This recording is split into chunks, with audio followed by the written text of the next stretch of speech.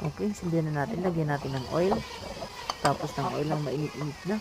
Lagyan din natin ng bawang.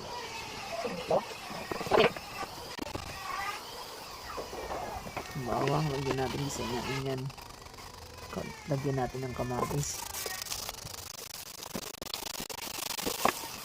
Isa-gisahin lang din natin yan. Kamatis. Tsaka lagyan natin sa sibuyas. Yan na nga. Sibuyas. Tapos ng sibuyas, lagyan na natin ng ampalaya. Ang pinakamasarap ng ingredients. Ampalaya. Ampalaya. Yan. Isa-gisa lang.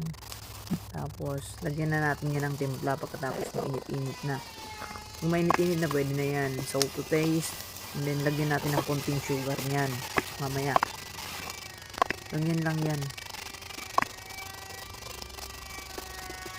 Konting seasoning.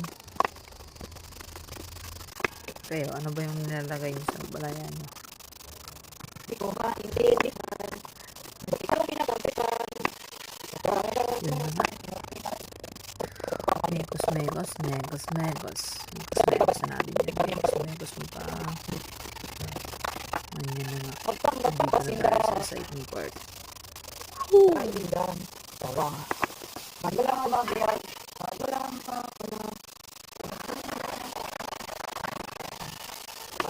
Ayan na. Yan, sugar na yan yung nilagay ko. Sugar. Seasoning.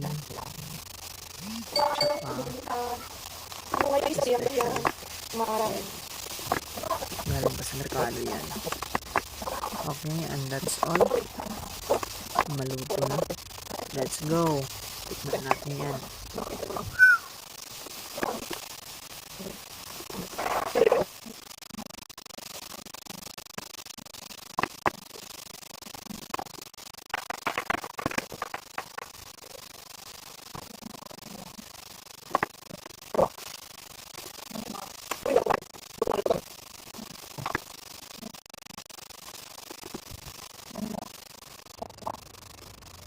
Tikiman na.